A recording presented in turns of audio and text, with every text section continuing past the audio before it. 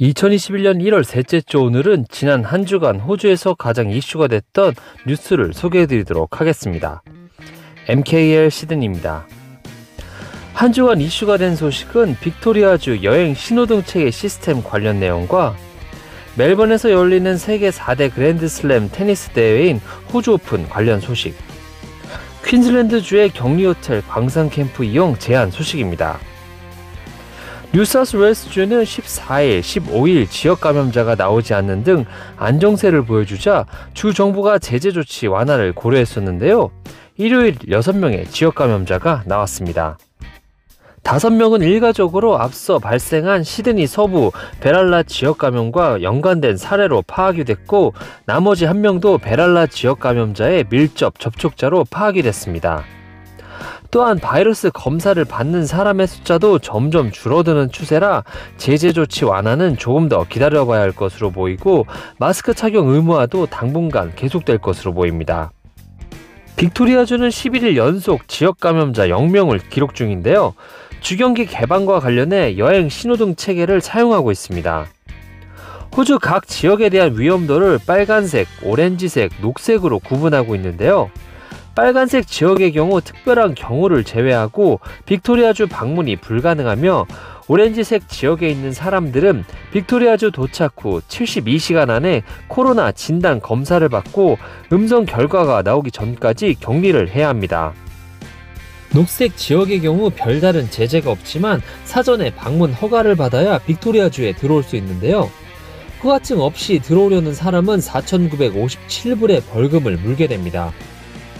퀸즐랜드 지역의 경우 기존 빨간색에서 오렌지색으로 변경이 되었고, 빨간색으로 남아있었던 시드니 광역권도 오늘 오후 6시부터 일부 지역이 오렌지색으로 변하게 되며, 보드, 스트라스필드, 파라마타 등 위험지역군인 다음 10개 지역만 빨간색으로 남게 됩니다. 세계 4대 그랜드슬램 테니스 대회 중 하나인 호주 오픈은 매년 1월 빅토리아 멜번에서 개최가 되는데요. 올해는 코로나 바이러스 영향에도 불구하고 2월 8일에 예정대로 개막을 할 예정입니다.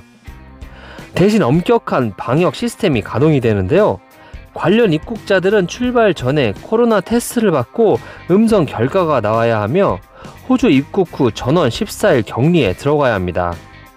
단 선수들은 예외적으로 하루 5시간의 연습이 허용이 되고 매일 코로나 테스트를 받게 되며, 시설에서 경기장을 오갈 때는 코로나 바이러스 담당관이 동행을 합니다.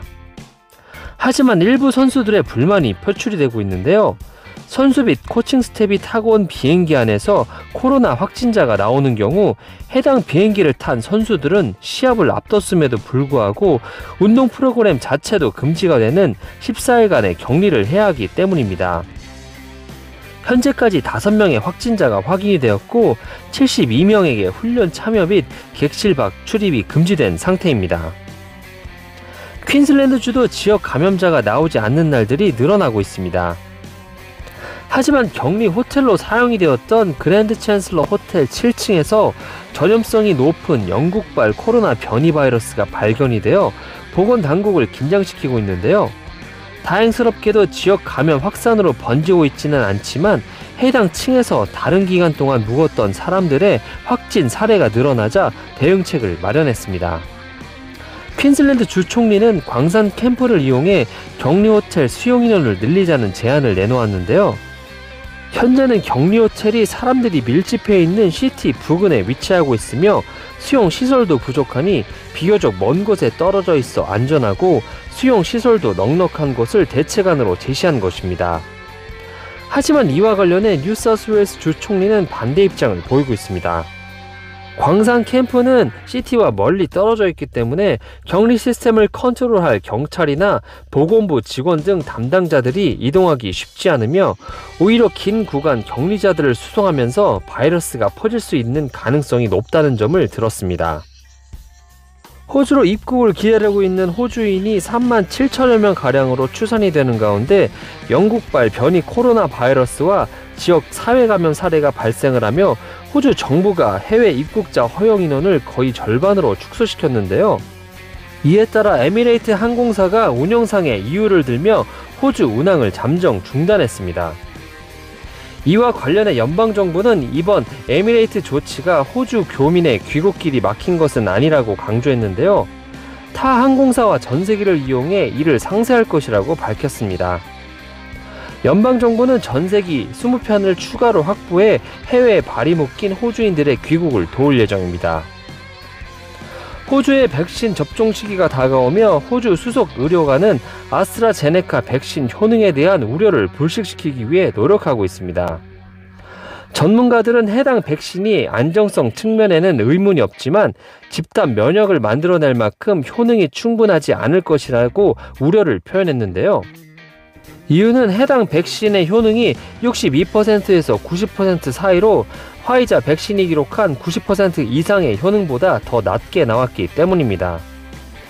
호주는 해당 백신이 호주에서 생산이 가능하고 보관 운송이 용이한 점을 들어 아스트라제네카 5,400만 회분을 이미 주문한 상태이고 호주인 대부분이 해당 백신을 맞게 될 예정인데요. 효능이 90% 이상 나오는 화이자 백신은 1,000만 회분만이 주문이 된 상태이며 우선적으로 격리 혹은 국경 관련 직원이나 의료 종사자들을 대상으로 접종이 이루어질 예정입니다. 오늘은 빅토리아주 여행 신호등 체계 시스템 관련 내용과 멜번에서 열리는 세계 4대 그랜드슬램 테니스 대회인 호주 오픈 관련 소식, 퀸슬랜드주의 격리 호텔 광산 캠프 이용 제한 소식을 전해드렸습니다. 이번 주 호주 주간 뉴스는 여기까지고 다음 주에 다시 찾아뵙도록 하겠습니다.